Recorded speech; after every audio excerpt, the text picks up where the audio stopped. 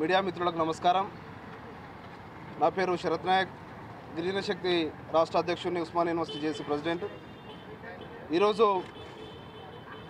గిరిజన శక్తి రాష్ట్ర కమిటీ ఆధ్వర్యంలో మహబూబాద్ పట్టణ కేంద్రంలో ఏదైతే రేపు బీఆర్ఎస్ పార్టీ తలపెట్టినటువంటి లగచర్ల ఘటన ఏదైతే ఉన్నదో, వికారాబాద్ జిల్లా కొడంగల్ నియోజకవర్గం లగచర్ల మరియు పరిసర ప్రాంతాలకు సంబంధించినటువంటి భూసేకరణ అంశంలో అక్కడ ఉన్నటువంటి గిరిజన బిడ్డలు, బీసీ బిడ్డలు, దళితులు అందరి భూములు కూడా పోతా ఉన్నా కానీ బీఆర్ఎస్ పార్టీ కేటీఆర్ మాత్రం ఈరోజు లంబాడి బిడ్డల్ని ముందు పెట్టి చేస్తున్నటువంటి రాజకీయాన్ని తీవ్రంగా వ్యతిరేకిస్తూ అక్కడెక్కడో సంఘటన జరిగితే కావాలని లంబాడీలో గిరిజన బిడ్డలు ఎక్కువ ఉన్నటువంటి మానుకోట కేంద్రంలో ఇక్కడ ఉన్నటువంటి అమాయక గిరిజన లంబాడి బిడ్డల్ని రెచ్చగొట్టడానికి రాజకీయంగా లబ్ధి చేకూర్చడం కోసమే ఈరోజు బీఆర్ఎస్ పార్టీ ఇక్కడ రేపు జరగబోయేటువంటి ధర్నాను కూడా నిర్వహిస్తూ ఉన్నది.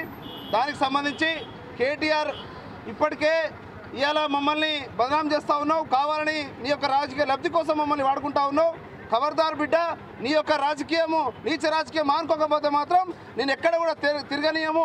ఇవాళ నువ్వు గిరిజన ద్రోహివి. ఇవాళ మీ పార్టీ ఇవాళ గత 9.5 సంవత్సరాలుగా మమ్మల్ని మా జీవితాలను చిన్న భిన్నం చేసి ఇక్కడనే మెడికల్ కాలేజ్ విషయంలోనే ఇవాళ అక్కడ ఉన్నటువంటి రైతులని, గిరిజన బిడ్డల్ని, లంబాడి బిడ్డల్ని ఏ విధంగా మీరు కేసులు పెట్టి ఇవాళ జైలుకు పంపిరో మర్చిపోయారని అని చెప్పి కూడా ఇవాళ గుర్తు చేస్తూ ఉన్నాం. కావాలని రాజకీయంగా లబ్ధి కోసం మమ్మల్ని వాడుకుంటే మాత్రం ఖబర్దార్ బిడ్డ, నిన్ను ఎక్కడ కూడా తెలంగాణలో లంబాడి బిడ్డలు తిరగని అని చెప్పి కూడా ఇలా తెలియజేస్తూ ఉన్నాం. అదేవిధంగా ఏదైతే ఇవాళ ఢిల్లీకి ఇక్కడ ఉన్నటువంటి మాజీ నాయకులందరూ కూడా, మాజీ ఎమ్మెల్యే, మాజీ మంత్రి, మాజీ ఎంపీలు ఇవాళ కావాలని చెప్పి మా బిడ్డల్ని ఢిల్లీకి తీసుకుపోయి ఇవాళ రాజకీయం చేస్తూ ఉన్నారు, కమిషన్లు గుర్తుకు వస్తూ ఉన్నాయి. ఇవాళ మీరున్నప్పుడు 9.5 సంవత్సరాలుగా ఏ రకంగా మరి మా జీవితాన్ని మార్చిరో కూడా ఒకసారి చెప్పాల్సినటువంటి అవసరం ఉన్నదని కూడా తెలియజేస్తూ ఉన్నాం. ఇవాళ పోడు భూముల పేరు మీద ఇవాళ సంవత్సరాలుగా తరబడి వ్యవసాయం చేసుకున్నటువంటి మా బిడ్డల్ని హరితహారం పేరు మీద ఇలా మా భూములు గుంజుకున్నటువంటి చరిత్ర మర్చిపోయిందా బీఆర్ఎస్ పార్టీ కేటీఆర్ అని కూడా ఇలా తెలియజేస్తూ ఉన్నాం. కాబట్టి ఈ ధర్నాకి ఎవరు రారు.